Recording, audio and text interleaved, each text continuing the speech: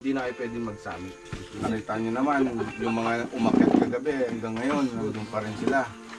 So, ngiti-ngiti din silang ganyan eh. Oo. Tapos ayaw nilang makinig. So, good morning guys sa jump off ng Mount Negron. Ako nga pala si BTX Travis sa Facebook. Ito ang aking kaibigan dito, si Konsyehal.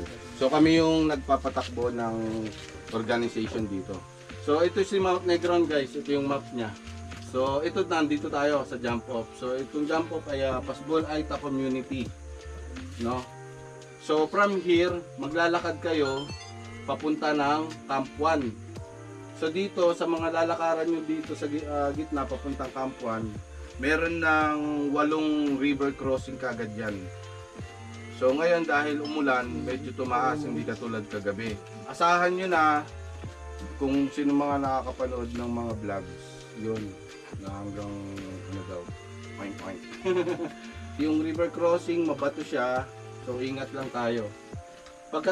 Pagkadating nyo ng Camp 1, pwede kayo magstay, magpahinga doon. May kubo doon, may lamesa doon kung gusto nyo. Pero suggest ko 5 minutes lang. Kasi kailangan nyo makarating ng Camp 2 ng 10 AM. Pag nakarating kayo ng Camp 2 na hindi 10 AM, hindi na kayo pwedeng mag-summit. Yan yung decision making na pwede natin. Hindi pwedeng 11 AM. Basta kaya nila maghabol ng oras. Kung kaya nung maghabol ng oras, yung nakikita ko naman, no, mostly sa inyo, mga parang trail runner naman na nahalo. So pwede naman, no. Pero as much as possible, kung 10 AM, tapos medyo mabigat na sa katawan, wag na.